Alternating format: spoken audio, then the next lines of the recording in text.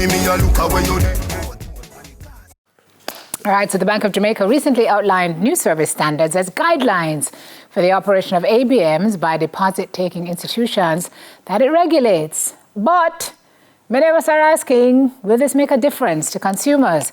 Development economist Dr. Christian Stokes is zooming in for that discussion. Doc, good morning. Morning, Thanks Dr. for joining Stokes. us again. How are you? How are you? Very well, good to see you. Have you been like several of us who've been having ABMOs? Yes. There's a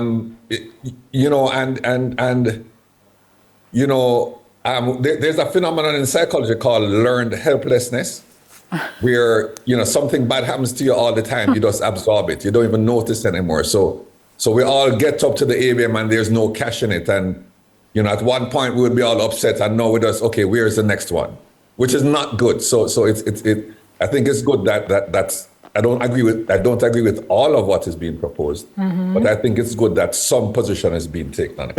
Dr. Stokes, were we here before COVID? Because I can't remember anybody that complains, say you go ABM and can't get no money. And as when COVID, then we had an issue with COVID. But were we here before COVID? We had an issue, and you really remember the fraud issue, and everybody was afraid to go to the ABMs. Cloning of the cards. Statements, yes. And but what is happening is that for some inexplicable reason, and we can have hypotheses, the economy is actually seems to me to be getting more cash intensive.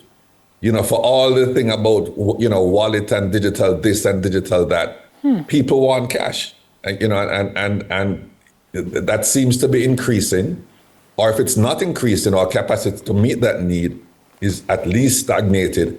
And there's also the element of the technology, because I really don't remember, and this is always dangerous to do as an academic, I don't remember so many ABMs just being down, Forget cashing them, it's just not working. So the end point is that it's a problem in the economy, and it needs to be addressed. I want to ask you, Doc, I guess we're tangentizing, which is not a word, just a bit, but why do you think that is? That cash argument is an interesting one, because we really are trying to move to cashless. We're trying to move to cashless, but the digital wallet, digital money, there are many great announcements have been made at the political level, at the policy level, at the individual business level. But my experience that it just has not had the traction that we have seen in some countries, mainly in Africa. But the truth of the matter is that it's been difficult to especially in the Caribbean, for it to be taken on in any wide-based basis. What is interesting is that we took very quickly to cards. People know, I'm revealing my age here. But when, we had, a key card for years, and then Multilink came on board. Yeah. And Multilink did very, very well with the cards. But and the digital aspect is not happening. Yeah. So, all right, you said at the top that you don't agree with everything. And I know they said they can't be without cash for more than an hour in certain areas and more than 180 minutes in certain areas. What have you heard that you disagree with first? Yes. Then you can tell us what you agree with. So all of that is good. Moving to this, so this is a stopgap to sort of put the banks in a position to do better while the government works on the Twin Peaks model, which I think is a very good thing to do. What's the Twin Peaks model, Doc? The Twin Peaks model is where we actually separate prudential management of financial institutions, not just deposit-taking institutions, but insurance company investment. So are you managing your books well? Are you staying to your governance standards, your stability? That is one thing. The customer service bit, it's not my business, go down to consumer affairs, write a letter to the managing director. That needs to be formalized, and that is going to be in another institution that deals with market conduct and consumer protection, which is good, which I think is good, so that we don't. And I've seen it works well in the UK, for example. So I'm glad we're going in that direction. Now, what is it that I disagree? All of that is very good. We're glad we're going down that road. Where I start to get nervous and I haven't heard a lot of discussion about this. And fines are good, by the way. You know, that's normal in the space. But when the Bank of Jamaica now starts to say, if you are going to increase fees, you need to apply to us, and we, the Bank of Jamaica, will assess whether it is a reasonable request, right? Kind of like the OUR. Now, as a free market guy, I start to get a little nervous, right? And they're in other words, with an outside institution setting your prices. We used to do that, by the way, in the 70s and 80s with interest rates and exchange rates, and it did not end well. All right? What I would prefer to see is that more institutions, more banks, and more individuals have the capacity to have ABMs, increase competition, and try to let that drive down the prices. But as long as you have this gorilla in the room, NCB, and Scotia on the ABM side, and then everybody else is so far behind, it's difficult. First of all, NCB is going to say that I not only have to service my customers, but you are waiting on me to put in the ABM so your customers can use it. All right, so couple of things we need. More competition in this space, which means that more deposit-taking institutions, more financial institutions can have ABMs. All right, that is the first thing. And it means that they will have to be part of JETS or Multilink, all right, which needs to be examined.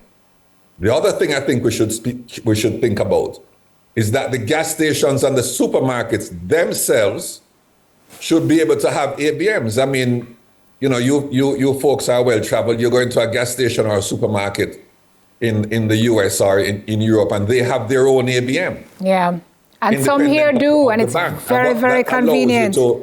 To get cash out of your institution, right? So the cash that you're waiting on Beryllium or whoever to come for, you put it in your ABM and somebody walks out with it, and it's safe. And by the way, that's the other thing. With these service standards, more cash has to be moved around the island more quickly, and we have to ask ourselves, what are the safety implications of that? Right. Yeah. Dr. Stokes, it is said that talk is cheap. If they don't do it, then there are no sanctions, as far as I know. No sanctions, which is odd, and that is true, and it jumps out at you. Now, like as there are many things in life, it is mostly true. Why is it mostly true? The BOJ has said that if you don't abide by these standards over a prolonged period of time, they are going to consider it an operational systemic risk to the institution, and if they put it in that box, then they can in fact levy sanctions based on your breaching, as if you breach prudential standards. All right, that's a long road. The problem is that the legislation is now not in place for the Bank of Jamaica to sanction, to have a fine for any breaches. What is going to happen is that the Twin Peaks bit that deals with market conduct and consumer protection will have the capacity to levy fees and sanction, and put in place sanctions and so on. So that is going to be a while. But it is not, to me, an argument not to do what we're doing now. Yeah. So it is incomplete, but it is going in the right direction. So, Doc, final question from me. I think Jamaica has become ABM not working, CAD machine is down country. We're moving in a technological direction, but if we don't have the infrastructure to serve the people properly, where does the accountability lie? Yeah. So there are a couple of things. We are faced with the wolves in our midst. There are people who are intent on finding a way to rob the machines, rob the trucks taking the money to the machines. And there are many bits here. You hit that. It's such an important point. It requires steady electricity, service of AC. All of these things have to come in place. Yeah. It's not just what is the bank doing, the service of the security of the area that it is in, and so on and so forth.